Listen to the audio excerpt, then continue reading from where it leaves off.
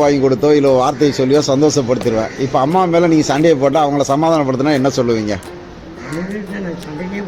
சண்டைக்கே போக மாட்டீங்க, சுத்தமாக அக்ரிமெண்ட்டில் கையெழுத்து போட்டு கோவப்பட்ட சமாதானம் எப்படி பண்ணுவீங்க? அதானே மெயின். அப்பா பாவம். சரி சரி, நீங்கள் ஐயாவை கோவப்பட்டு திட்டிருப்பீங்களா? அப்படியே திட்ட சூழ்நிலை வந்தாலும் எப்படி அவங்கள சந்தோஷப்படுத்துவீங்க? மனுஷியாங்கன்னு சொல்லுவீங்களா இல்லை ஏதாவது பொருள் அதை வாங்கி கொடுத்த சந்தோஷப்படுத்துருவீங்க? ஓ, பெரிய குடும்பம். Okay okay.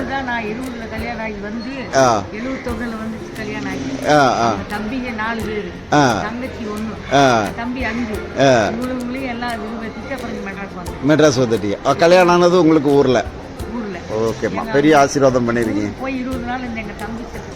ஓகேம்மா.